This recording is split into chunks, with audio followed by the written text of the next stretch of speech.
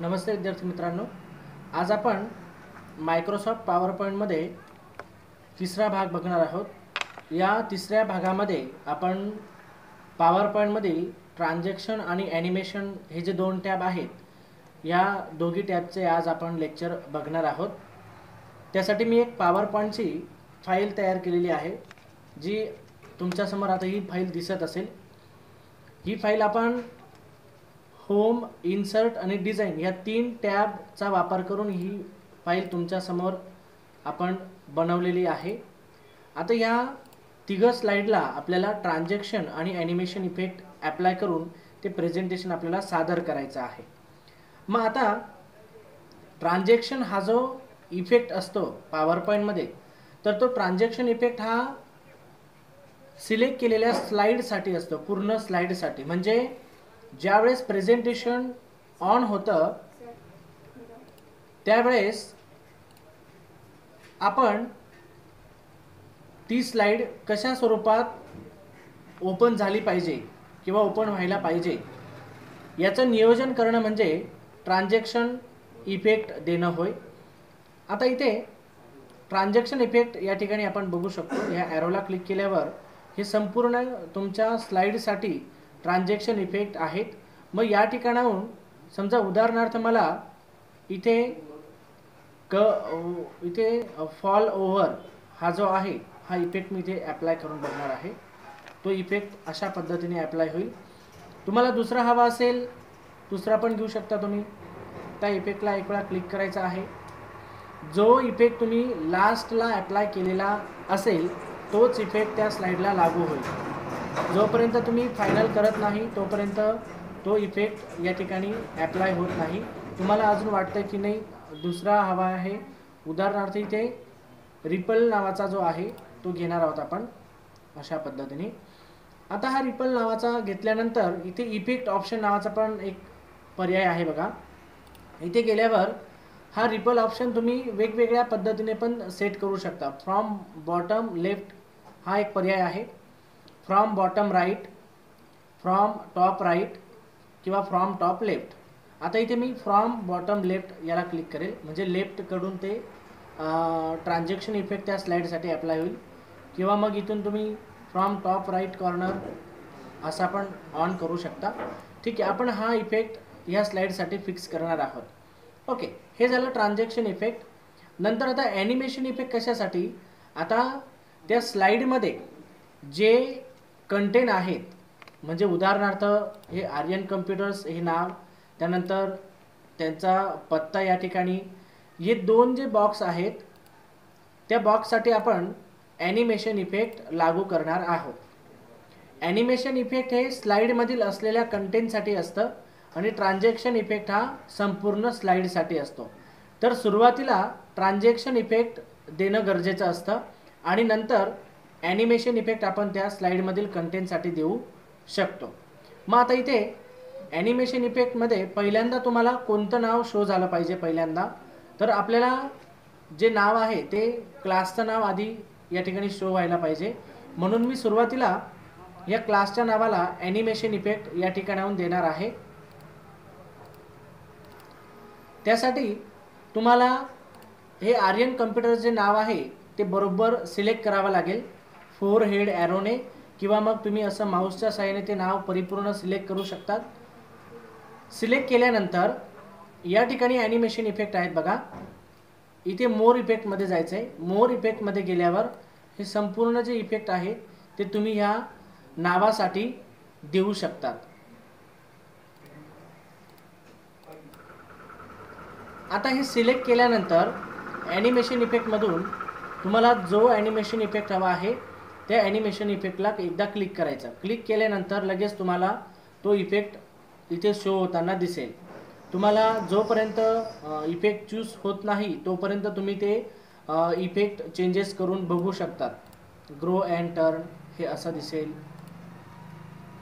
इथे बाउन्स आहे अशा पद्धतीने, किंवा मग इथे व्हीलमध्ये पण घेऊ शकता तुम्ही, व्हीलमध्ये।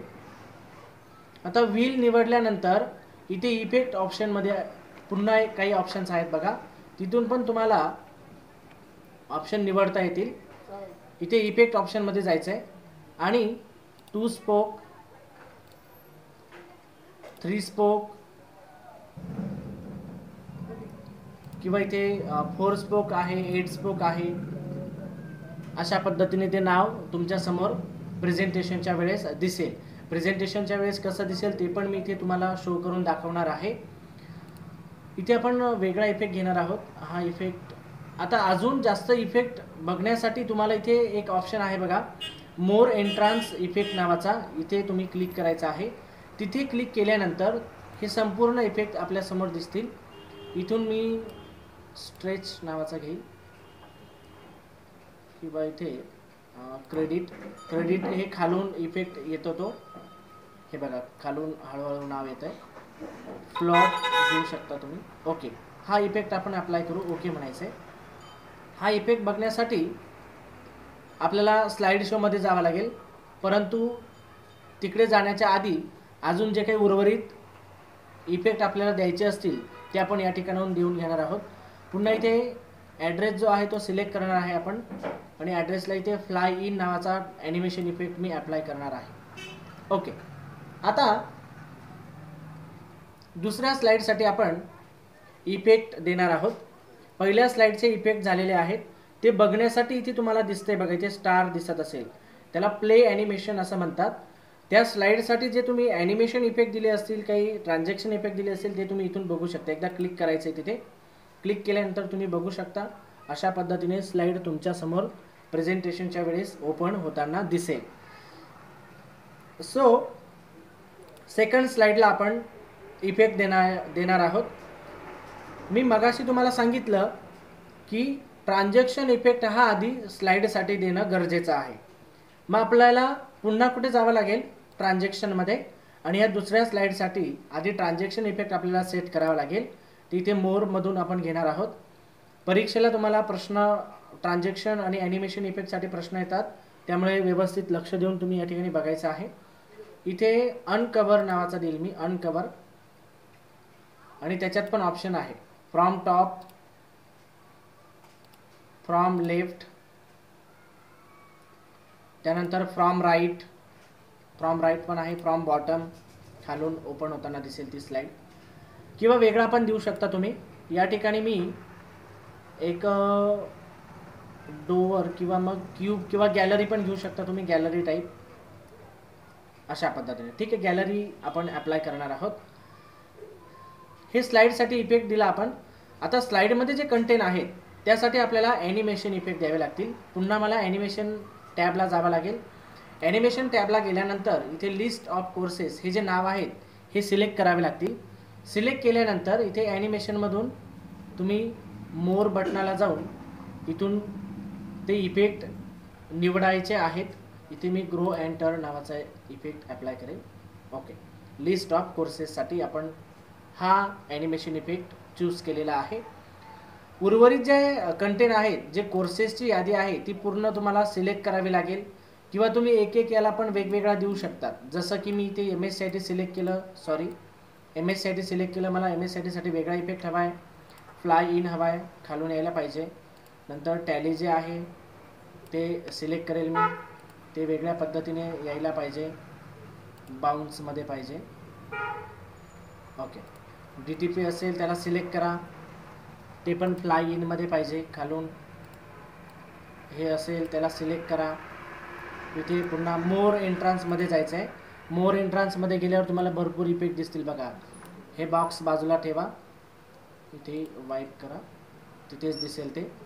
ओके, त्यानंतर इथे ओके म्हणा. परत हे जे कोर्स आहेत उर्वरित त्याला पण सिलेक्ट करा, फ्लाय इन, पुन्हा सिलेक्ट, पुन्हा ॲनिमेशनमध्ये जायचं, पुन्हा इथे मोर एंट्रान्समध्ये जायचं आहे, ग्रो अँड टर्न घेऊन टाका.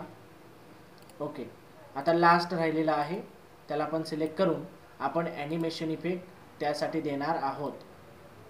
इथे मोर एंट्रान्समध्येच जायचं आहे पुन्हा. या ठिकाणी फ्लिप, हे वेळ लागेल याला, पिनव्हील्स म्हणून घ्या. ओके, हा घेऊया आपण. आता ह्या स्लाइडसाठी जे इफेक्ट आपण दिले ट्रान्झॅक्शन आणि ॲनिमेशन ते बघण्यासाठी त्या स्लाइड क्रमांकाच्या खाली एक बटन असेल प्ले ॲनिमेशन, त्याला एक वेळा क्लिक करायचा आहे.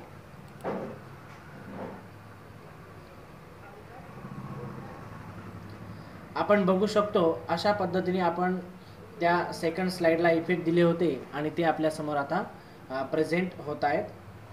ओके, आता लास्ट स्लाइड आपली बाकी आहे, याच्यासाठी पण आपण इफेक्ट देणार आहोत. तिसऱ्या स्लाइडला क्लिक केल्यानंतर ट्रान्झॅक्शनमध्ये आधी जायचं आहे. ट्रान्झॅक्शन महत्त्वाचं आहे कारण की सुरुवातीला स्लाइड ओपन होताना ती कशी ओपन झाली पाहिजे याच्यासाठी आपल्याला त्या स्लाइडला ट्रान्झॅक्शन इफेक्ट देणं गरजेचं आहे. ओके, इथे मी क्यूबमध्ये ट्रान्झॅक्शन इफेक्ट देणार आहे, क्यूबमध्ये. ओके, छान, व्हेरी गुड, छान इफेक्ट आहे आपण क्यूबमध्ये. आता नंतर त्याच्यामध्ये जे कंटेंट आहेत त्याच्यामध्ये काय काय आहे, आता एक पिक्चर आहे आणि हे थँक्यूचं नाव आहे. सुरुवातीला आपण पिक्चर कसं ऑन झालं पाहिजे त्यासाठी त्या पिक्चरला ॲनिमेशन इफेक्ट देणार आहोत. ते पिक्चरला सिलेक्ट करायचं आहे. सिलेक्ट केल्यानंतर ॲनिमेशनमध्ये जायचं आहे. इथे मला तरी वाटतं व्हीलमध्ये छान दिसेल, व्हील इफेक्ट घेऊ आपण आणि त्याच्या तिथे इफेक्ट ऑप्शनमधून 8 स्पोक घ्या. 8 स्पोक छान दिसतंय बघा. ओके, हा 8 स्पोकचा आपण दिला. त्यानंतर थँक्यू हे जे नाव आहे या नावाला सिलेक्ट करा बरोबर आणि ते थँक्यू नाव पण कसं दिसलं पाहिजे ते पण आपण मोर एंट्रान्स इफेक्ट, हे पण इफेक्ट आहेत ना, हे एक्झिट इफेक्ट आहेत. म्हणजे काही तुम्हाला बंद करायचं दाखवायचं असेल ते पण तुम्ही दाखवू शकतात, परंतु मोस्टली जे ऑप्शन आहेत ते आपण मोर एंट्रान्समधूनच वापरत असतो. मोर एंट्रान्स इफेक्टमध्ये जाणार आहोत आपण. परत इथे उदाहरणार्थ स्पिनर घेऊ. ओके, स्पिनर इफेक्ट आपण त्याला दिलेला आहे. या स्लाइडसाठी पण आपण इथे प्ले ॲनिमेशनच्या साहाय्याने बघू शकतो. इथे क्लिक करायचं आहे, हे बघा. ओके, अशा पद्धतीने आपण ट्रान्झॅक्शन आणि ॲनिमेशन ह्या दोघं टॅबचा वापर करून ह्या स्लाइडला इफेक्ट ॲप्लाय केलेले आहेत. आता ह्या स्लाइड आपल्याला मोठ्या स्वरूपात बघायच्या असतील तर आपल्याला या ठिकाणी स्लाइड शो या टॅबमध्ये जाऊन फ्रॉम बिगिनिंग किंवा from current slide. From beginning म्हणजे काय की तुम्ही तिसऱ्या स्लाइडला जरी क्लिक केलेलं असेल आणि तुम्ही जर फ्रॉम बिगिनिंगपासून प्रेझेंटेशनचा शो बघायचा असेल, तुम्हाला प्रेझेंटेशन शो करण्याची शॉर्टकट की आहे F5, हे पण आपण बघू शकतो. या ठिकाणी दिसतंय आपल्याला F5 पण तुम्ही कीबोर्डवरून प्रेस केला तरी तुमचा जे प्रेझेंटेशन आहे ते पहिल्या स्लाइडपासून शो व्हायला सुरुवात होईल. जसं की मी इथे क्लिक करणार आहे फ्रॉम बिगिनिंगला, तर आपला पहिल्यापासून जे स्लाइड आहे ती इथे दिसणार आहे. माऊसने तुम्हाला क्लिक करायचे पुढचे कंटेंट ऑन होण्यासाठी. माऊसने लेफ्ट क्लिक करत जायचं आहे. जसं मी आता क्लिक करतो या ठिकाणी तशा पद्धतीने दिसते. लिस्ट ऑफ कोर्सेस पण आली इथे आणि एक एक कोर्स आपल्याला या ठिकाणी शो होताना दिसतोय. जसं जसं मी माऊसने क्लिक करतोय त्या त्या पद्धतीने पुढचे ऑप्शन इथे ओपन होताना दिसत आहेत. आणि हा शेवटचा कोर्स. ओके, ही पुढची स्लाइड शेवटची. इथे आपण आभार मानलेले आहेत, थँक्यू अशा पद्धतीने, थँक्यू. आणि पुन्हा एकदा क्लिक केलं की end of slide show, click to exist, म्हणजे क्लिक करायचं आहे, स्लाइड शो संपणार आहे अशा पद्धतीने. आणि फ्रॉम करंट स्लाइड म्हणजे काय, आता ज्या स्लाइडला तुम्ही क्लिक केलं आहे ना त्या स्लाइडपासून शो चालू होईल. मग आता 3 नंबरच्या स्लाइडला क्लिक केलेलं आहे आणि फ्रॉम करंट स्लाइड तुम्ही केलं की तर तुमची डायरेक्ट 3 नंबरची स्लाइड तुमच्यासमोर ओपन होईल. ही अशा पद्धतीने पहिली आणि दुसरी स्लाइड इथे ओपन झाली नाही का, कारण की आपण फ्रॉम करंट स्लाइड घेतलेलं होतं आणि आपली करंट स्लाइड होती 3 नंबरची. So that's why. आता इथे हाईड स्लाइड नावाचा एक ऑप्शन आहे. हाईड स्लाइड म्हणजे काय, प्रेझेंटेशन दरम्यान तुम्हाला प्रेझेंटेशन दरम्यान एखादी स्लाइड जर हाईड करायची असेल तर तुम्ही ती स्लाइड हाईड करू शकता. आता मला 2 नंबरची स्लाइड हाईड करायची आहे. ते आपण कशा पद्धतीने हाईड करणार आहोत ते इथे थोडक्यात बघणार आहोत आपण. हाईड स्लाइड बघा, इथे 2 नंबरची स्लाइड आपल्याला हाईड करायची आहे. तर मी इथे तिला सिलेक्ट केलं आणि स्लाइड शोमधून हाईड स्लाइड हा पर्याय निवडलेला आहे. इथे हाईड करून द्यायची. हाईड केल्यानंतर ती स्लाइड पारदर्शी म्हणजे थोडी पुसट दिसेल. इथे तुम्ही बघू शकता 2 नंबरच्या स्लाईडला असा क्रॉस आलेला आहे. आणि आता जर आपण फ्रॉम बिगिनिंग केला, स्लाइड शो फ्रॉम बिगिनिंगला क्लिक करून स्लाइड शो केला तर आपल्याला फक्त पहिली स्लाइड आणि 3 नंबरची स्लाइड दिसेल, 2 नंबरची स्लाइड दिसणार नाही. आता बघा, आता 2 नंबरची स्लाइड यायला पाहिजे, तर इथे डायरेक्ट 3 नंबरची स्लाइड ओपन झाली. का? कारण की आपण 2 नंबरची जी स्लाइड होती ती या ठिकाणी हाईड केलेली आहे म्हणून. मग ती अनहाईड कशी करणार? पुन्हा त्या स्लाइडला क्लिक करा आणि स्लाइड शोमधून हाईड झालेला ऑप्शन त्याच्यावर एकदा क्लिक करा, म्हणजे ती अनहाईड होईल. आणि पुन्हा प्रेझेंटेशन चालू केलं की ते पूर्ण तिघं स्लाइड त्या ठिकाणी तुम्हाला दिसतील. ओके, आता परीक्षेसाठी प्रश्न येतो तुम्हाला की स्लाइड दिलेल्या पॉवर पॉईंट प्रेझेंटेशनमध्ये सर्व स्लाइडला अनकवर्ड फ्रॉम टॉप हा ट्रान्झॅक्शन इफेक्ट अप्लाय करा. तर इथे सर्व स्लाइडसाठी सांगितलेलं असेल तर काय करणार आहे, तुम्ही ट्रान्झॅक्शनमध्ये जाणार आहे, त्यानंतर अनकवर जो इफेक्ट सांगितला असेल तो अनकवर, इथे अनकवर निवडायचा आहे. आणि फ्रॉम टॉप असेल तर इथे इफेक्ट ऑप्शनमधून फ्रॉम टॉप घ्या. आणि सर्व स्लाइडसाठी सांगितलं असेल तर इथे एक बटन आहे बघा, अप्लाय टू ऑल. म्हणजे काय, जो तुम्ही आता करंटली ट्रान्झॅक्शन इफेक्ट त्या स्लाइडला अप्लाय केला तोच ट्रान्झॅक्शन इफेक्ट सर्व स्लाइडसाठी लागू व्हायला पाहिजे, त्यासाठी हा ऑप्शन आहे. मग इथे अप्लाय टू ऑलला एक वेळा क्लिक करायचं. अप्लाय टू ऑलला क्लिक केल्यावर आत्ता जो दिलेला इफेक्ट आहे तो पूर्ण स्लाइडसाठी अप्लाय झालेला आहे. तो खरंच अप्लाय झालेला आहे की नाही ते बघण्यासाठी आपण एकदा स्लाइड शो करून बघणार आहोत. स्लाइड शोमध्ये जाणार आहे आणि फ्रॉम बिगिनिंगला क्लिक करणार आहे. बघा, फ्रॉम टॉप झालं, फ्रॉम टॉपने ते आला खाली. आणि पुन्हा आता इथे तिसरी जी स्लाइड ओपन होईल ती पण फ्रॉम टॉप या हिशोबानेच होईल, अनकवर फ्रॉम टॉप. बघा, जस्ट लाईक.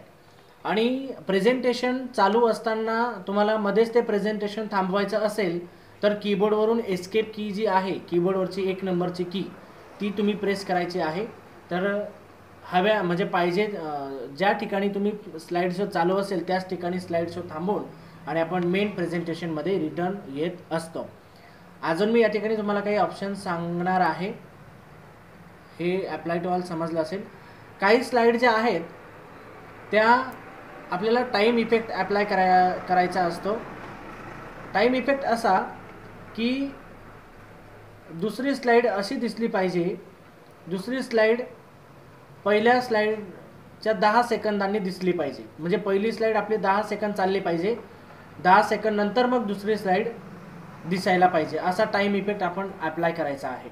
मग तो टाईम इफेक्ट जो असेल तो आपल्याला दुसऱ्या स्लाइडला अप्लाय करायचा आहे. म्हणजे कसा, उदाहरणार्थ बघा की दुसऱ्या स्लाइडला दुसरी स्लाइड ही 10 सेकंदानंतर दिसेल असा टाईम इफेक्ट पहिल्या स्लाइडसाठी लागू करा. मग पहिल्या स्लाइडला क्लिक करून इथे आपण ज्या वेळेस आफ्टर 10 सेकंद करू, इथे आफ्टरला क्लिक करायचे, इथे 10 सेकंद क्लिक करायचे, 10 सेकंद क्लिक केलेले आहे मी इथे. आणि ही ऑन माऊस क्लिक काढून टाकायची, ही क्लिक काढून टाकायची आणि इथे आफ्टर 10 सेकंद करायचे. म्हणजे मग आता जर आपण स्लाइड शोमध्ये फ्रॉम बिगिनिंगला क्लिक केलं तर इथे 10 सेकंदानंतर ऑटोमॅटिकली पुढची स्लाइड तुम्हाला दिसणार आहे. आपण बघू शकतो, मी इथे माऊसचं क्लिक करत नाहीये. बघा, 10 सेकंदानंतर त्या ऑप्शनने बरोबर पुढची स्लाइड शो केलेली आहे. अशा वेळेस तुम्ही तो ऑप्शन ट्रान्झॅक्शनमधून वापरू शकता. आता पहिल्या स्लाइडमधून तो टाईम इफेक्ट काढून टाकायचा आहे तर इथे आफ्टरची टिक काढून टाका आणि इथे ऑन माऊस क्लिक ठेवा. ऑन माऊस क्लिक ठेवलं म्हणजे जसं जसं तुम्ही क्लिक कराल तशा तशा पद्धतीने ते प्रेझेंटेशन पुढे जाईल. ओके, अजून स्लाइड शोमध्ये तुम्ही टाईम पण रेकॉर्ड करू शकता, परंतु टाईम रेकॉर्ड करून ते प्रेझेंटेशन करणं थोडं अवघड होतं, त्यामुळे हा ऑप्शन तुम्ही वापरायचा नाही आहे. म्हणजे हे काय असतं की तुम्ही सॅम्पल प्रेझेंटेशन आधीपासूनच तयार करून घ्यायचं की ह्या स्लाइडसाठी किती वेळ लागणार आहे, कसं आपल्याला बोलायला पाहिजे समोर. तर तो टाईम आधीच रेकॉर्ड होतो आणि तो रेकॉर्ड झालेला टाईम तुम्ही वापरू शकता. म्हणजे फक्त प्रेझेंटेशन लावून द्यायचं, माऊसचं क्लिक अजिबात करायचं नाही, तुम्ही समोर प्रेझेंटेशन द्यायचं आणि ते ऑटोमॅटिकली स्लाईड ह्या पुढे जातील. परंतु तसं करायचं नाही आहे. काय होऊ शकतं, एखाद्या वेळेस तुमचं जे काही फंक्शन असेल त्या फंक्शनमध्ये मध्येच काही अडथळा आला तर तुमचं ते प्रेझेंटेशन पुढेच चाललं जाईल आणि तुम्ही मागे राहून जाल. त्यामुळे हे टाईम रेकॉर्ड करायचा नाही. तुम्हाला काय करायचं असेल ते तुम्ही अशा पद्धतीने ते प्रेझेंटेशन डिझाईन करून ते सादरीकरण करायचं आहे. ओके, पुढचे जे 2 टॅब आहेत ते पण आपण या ठिकाणी फास्टमध्ये बघून घेणार आहोत. त्याचं सेपरेट लेक्चर तयार करण्यापेक्षा आपण ह्याच लेक्चरमध्ये ते घेणार आहोत. रिव्ह्यूमध्ये एक ऑप्शन आहे फक्त सांगण्यासारखा की काय स्पेलिंग अँड ग्रामर. ते आपण मायक्रोसॉफ्ट वर्डमध्ये पण बघितलं होतं. स्पेलिंग अँड ग्रामर तुम्हाला चेक करायचं असेल ते तुम्ही इथून करू शकतात, किंवा काही एखाद्या शब्दाला काही कमेंट द्यायची असेल ती पण तुम्ही इथून देऊ शकता न्यू कमेंटच्या साह्याने. फक्त ती कमेंट आता इथे तुम्ही आता बघू शकता, या ठिकाणी कमेंट देता येईल. हा पण भाग आपला मायक्रोसॉफ्ट वर्डमध्ये झालेला आहे, त्यामुळे इथे तो ऑप्शन पुन्हा सांगण्याची आवश्यकता नाही आहे. व्ह्यूमध्ये बघा, जे प्रेझेंटेशन आहे ते प्रेझेंटेशन तुम्ही वेगवेगळ्या व्ह्यूने बघू शकता. जसं की इथे मायक्रोसॉफ्ट पॉवर पॉईंटमध्ये प्रेझेंटेशनचे व्ह्यू हे किती आहेत हे जर आपल्याला कोणी विचारलं तर आपल्याला सांगता आलं पाहिजे. जनरली नॉर्मल व्ह्यू असतो, आपण जो बघतोय तो नॉर्मल व्ह्यू आहे. हा आउटलाईन व्ह्यू असतो. आउटलाईन व्ह्यूमध्ये ती जी स्लाईड असते ती आपण ह्या आउटलाईन व्ह्यूमध्ये अशा पद्धतीने बघू शकतो. म्हणजे त्या स्लाईडमध्ये काय काय कंटेंट आहे ते आपल्याला दिसणार आहे हे अशा पद्धतीने. पुन्हा हे आउटलाईन क्लोज करून इथे नॉर्मलला क्लिक करायचं आहे. Slide sorter view. Slide sorter व्ह्यूमध्ये प्रत्येक स्लाईड आपली छोटी छोटी दिसते आणि त्या पूर्ण स्लाईड एकाच स्क्रीनमध्ये अशा पद्धतीने अरेंज झालेल्या आपल्याला दिसतात. पुन्हा इथे नॉर्मल व्ह्यूमध्ये करायचं आहे. इथे नोट पेज म्हणजे काय, एखाद्या स्लाईडला तुम्हाला काही नोट लिहायची असेल ती इथे पण तुम्ही लिहू शकता. बघा, क्लिक टू ॲड नोट्स इथे पण लिहू शकता, किंवा इथे नोट पेज व्ह्यूमध्ये पण तुम्ही बघू शकता. म्हणजे इथे नोटचा एरिया मोठा होईल आणि ती स्लाईड छोटी होईल, आणि इथे तुम्हाला त्या स्लाईडबद्दल काही लिहायचं असेल ते पण तुम्ही लिहू शकता. त्याला नोट्स व्ह्यू असं म्हणतात, नोट्स पेज व्ह्यू असं म्हणतात. पुन्हा नॉर्मल व्ह्यूमध्ये जायचं आहे. रीडिंग व्ह्यू म्हणजे काय की जो आपण ऑप्शन स्लाईड शोमध्ये फ्रॉम बिगिनिंग हा जो ऑप्शन होता तेच काम कोणतं ऑप्शन करणार आहे आता तुमचा व्ह्यूमध्ये, रीडिंग व्ह्यू हा ऑप्शन करणार. रीडिंग व्ह्यूला क्लिक केलं की पुन्हा तुमचं जे प्रेझेंटेशन असेल ते स्टार्ट होऊन जाईल. एस्केपने मी या ठिकाणी हे प्रेझेंटेशन कॅन्सल करणार आहे.